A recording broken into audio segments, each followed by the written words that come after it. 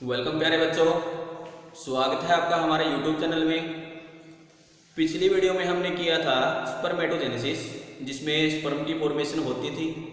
आज की वीडियो का हमारा टॉपिक रहेगा oogenesis, यानी कि formation of female gametophytes which is known as ovum, यानी ओवम के बनने की प्रोसेस, फीमेल गैमेटोफाइट के बनने की प्रोसेस, जिसको हम oogenesis बोलते हैं। oogenesis करेंगे।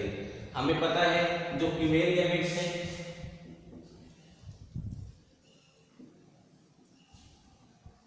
वो कहां पे बनेगा? ओवरी के अंदर। ठीक है, नाम क्या होगा उसका? ओवम। और इसी वजह से इस प्रोसेस को बोलते हैं oogenesis। जैसा हमने स्पर्मेटोजेनेसिस में देखा था कि जो स्पर्मेटोजेनेसिस की प्रोसेस है वो प्यूबर्टी के टाइम से स्टार्ट होती है। प्यूबर्टी के टाइम वो स्टार्ट होती है, बहुत सारे हार्मोन उसमें अपना रोल प्ले करते हैं। लेकिन oogenesis में ऐसा नहीं है। oogenesis की प्रोसेस स्पर्मेटोजेनेसिस की प्रोसेस से थोड़ी अलग है, क्योंकि जो oogenesis की प्रोसेस है वो जो फीमेल है जब अपनी फीटल स्टेज में होती है उसी टाइम से oogenesis की प्रोसेस स्टार्ट हो जाती है और कंप्लीट वो होती है प्यूबर्टी के टाइम पे। कहने का मतलब काफी लंबी प्रोसेस है, लगभग 15 से 16 जो साल का जो टाइम है वो लग जाता है oogenesis की प्रोसेस कंप्लीट होने में।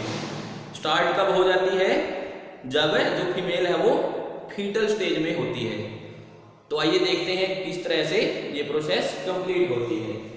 तो हमें पता है कि जो फीमेल ओवरी है जब वो फीटल स्टेज में है, यानी कि बर्थ से पहले, उस दौरान जो फीमेल मदर सेल है, गैमेट मदर सेल है,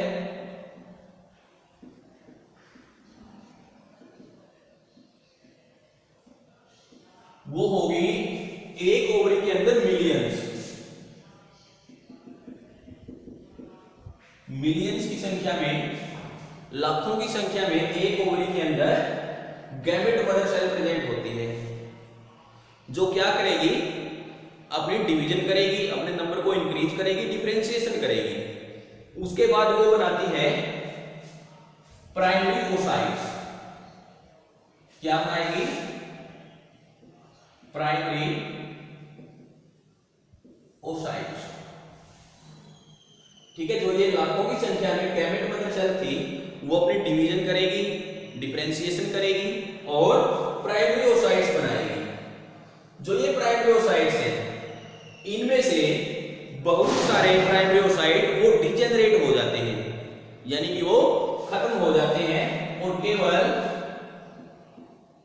60 to 80,000 तक हमारे पास प्राइमरी ओसाइट्स है वो बचते हैं। ठीक है, इसके बाद ये एक ओवरी में इतने होते हैं प्राइमरी ओसाइट, 60,000 से 80,000 तक प्राइमरी ओसाइट वो एक ओवरी में होते हैं। इसके बाद इन प्राइमरी ओसाइट्स में कोई एक्स्ट्रा प्राइमरी ओसाइट नहीं बनता, ये सब बर्थ से पहले ही बन जाते हैं फीमेल की ओवरी के अंदर। बर्थ के बाद इसमें कोई भी प्राइमरी ओसाइट ऐड नहीं होता। अब क्या होगा? जैसे हमने ओवरी का सेक्शन व्यू यहाँ पे दिखाया गया है कि किस तरह से जो प्रोसेस है वो होती है।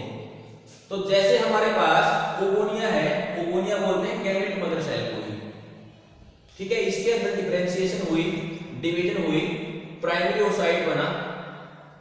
ठीक है, प्राइमरी ओसाइट के बाद उसकी नंबर कितनी रहेगी? बाकी डिजेनरेट हो गए, 60 से 80,000 रह गए।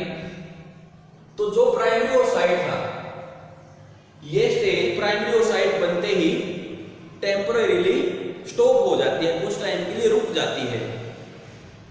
ठीक है, और जो प्राइमरी ओसाइट है हमारे पास, उसके ऊपर एक लेयर प्रेजेंट हो जाती है, एक लेयर आ जाती है। वो लेयर होती है ग्रेनुलोसा की। वो लेयर होती है ग्रेनुलोसा की, जो यहां पे ये गार्ड दिखाई दे रही है। तो उस टाइम उसको हम बोलेंगे प्राइमरी फॉलिकल। प्राइमरी फॉलिकल, क्योंकि वो हमारा प्राइमरी ओसाइट से बना है और उसके ऊपर ग्रेनुलोसा की लेयर आ गई है।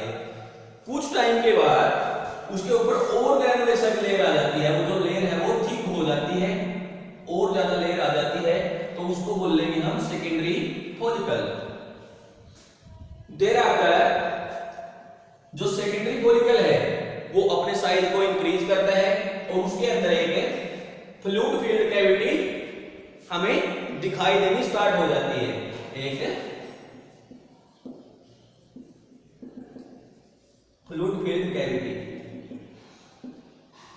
हमें दिखाई देनी स्टार्ट करती है, अपीयर हो जाती है, जिसको हम बोलते हैं एंट्रम, जो यहां पे लिखा हुआ है। ठीक है, तो ये जो सेकेंडरी फॉलिकल है वो अपने साइज को इंक्रीज करेगा और क्या बनेगा, टर्सरी फॉलिकल।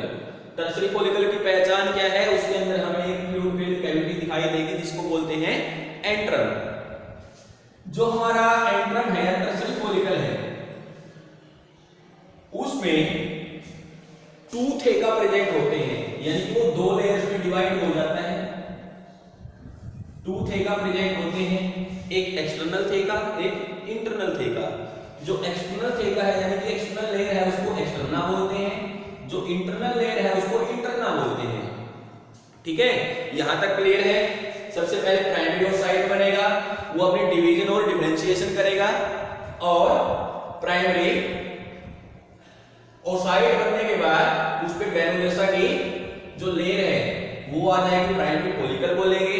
प्राइमरी फॉलिकल से और लेयर उस पे ग्रैनुलोसा की आ जाएगी, सेकेंडरी फॉलिकल।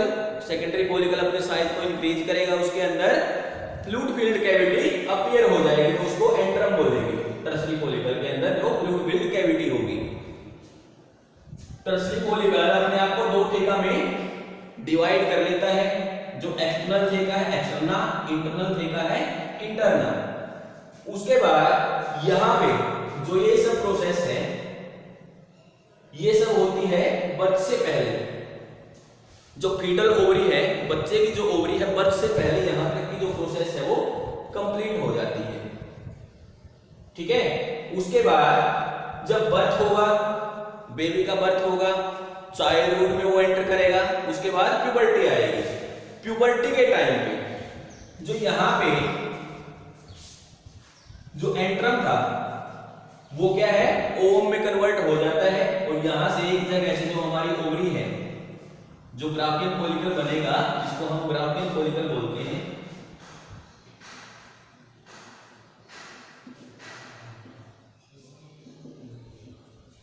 वो एक जगह से रप्चर हो जाएगा, ब्रेकडाउन हो जाएगा, और उसके अंदर से ओवम रिलीज होता है। ग्राफियन फॉलिकल के अंदर से ओवम रिलीज होता है। अब ओवम के यहां से निकलने के बाद जो हमारे पास ये बाकी का सेल मास रह गया, उसको हम बोलते हैं कॉर्पस ल्यूटियम। उसको क्या बोलेंगे, कॉर्पस ल्यूटियम। वो क्या करेगा, धीरे धीरे करके डिजेनरेट हो जाएगा, खत्म हो जाएगा। इस तरह से जो हमारी ओवरी के अंदर ओवम के जो फॉर्मेशन है वो होती है। अब इसको हम एक रे डायग्राम की हेल्प से देखते हैं कि किस तरह से कौन सी स्टेज पे कौन सी डिवीजन होती है। जैसे हमारे पास सबसे पहले ओवोनिया है, गैमेट मदर सेल है, उसके अंदर माइटोसिस डिवीजन होगी। ध्यान रहे, शुरू में माइटोसिस डिवीजन होगी। ठीक है, यहाँ पे जो हमारा क्रोमोसोम का नंबर है वो 46 है, यहाँ पे भी 46 है, और इस स्टेज पे भी 46 है। तो माइटोसिस डिवीजन में क्रोमोसोम का नंबर है वो सेम रहता है। इसी तरह से माइटोसिस डिवीजन होती रहेगी, सेल का नंबर बढ़ता रहेगा।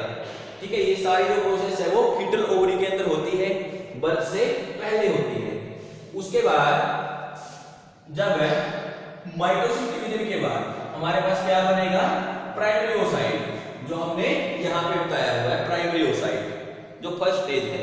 ये कितने होते हैं फीमेल की बॉडी में, 60,000 टू 80,000। उसके बाद जो हमारे पास प्राइमरी ओसाइट था, बेबी का बर्थ होगा, प्रोसेस हमारी स्टॉप रहेगी।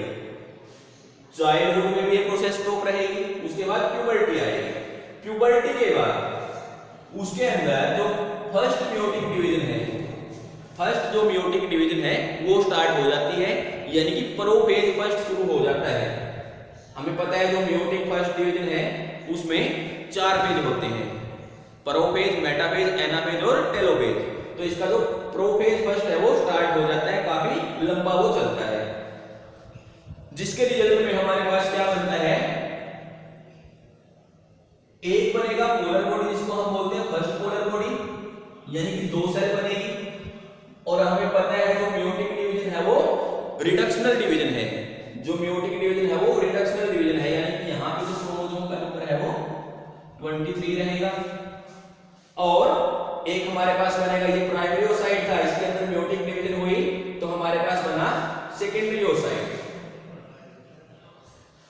ठीक है, और एक बना हमारे पास फर्स्ट पोलर बॉडी। जो ये पोलर बॉडी बनता है इसका आज तक ये नहीं पता कि ये डिजेनरेट होता है या फिर फर्दर डिवीजन करता है, ये अभी तक क्लियर नहीं है।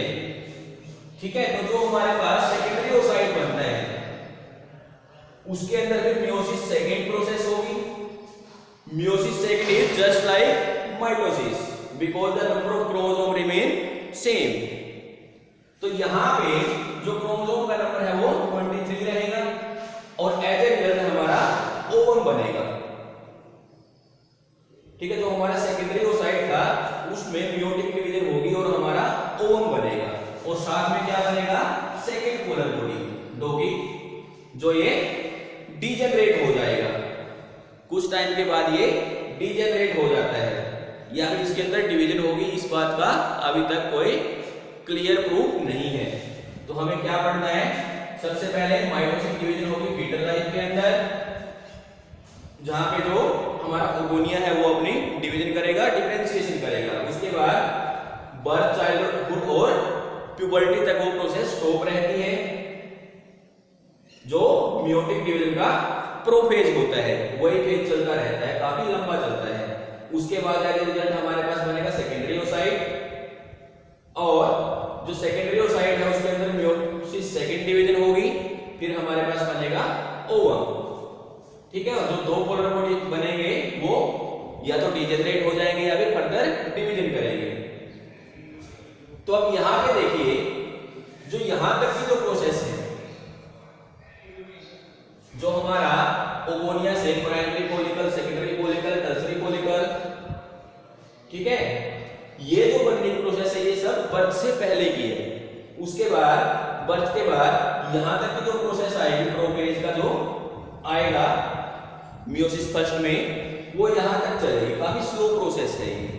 उसके बाद हमारा जो सेकेंडरी ओसाइट बन जाएगा, यानी कि जो ग्राफियन फॉलिकल बनेगा उसके अंदर से ओवम रिलीज होगा। वो बनता कैसे है, इस तरह से, क्रोमोसोम का नंबर रहेगा 23। अब जब हमारा ग्राफियन फॉलिकल के अंदर से रप्चर होने के बाद ओवम रिलीज होता है, जब ग्राफियन फॉलिकल रप्चर होने के बाद उसके अंदर से ओवम रिलीज होता है, तो उस प्रोसेस को हम बोलते हैं ओव्यूलेशन। ठीक है, तो उस प्रोसेस को क्या बोलते हैं, ओव्यूलेशन। तो इस तरह से जो हमारी oogenesis की प्रोसेस थी वो कंप्लीट होती है, यानी कि फीमेल गैमेटोफाइट है वो बनता है। तो आज की वीडियो में इतना ही। नेक्स्ट वीडियो में हम करेंगे मेंस्ट्रुअल साइकिल। तो आज के लिए इतना ही। Thank you, have a nice day.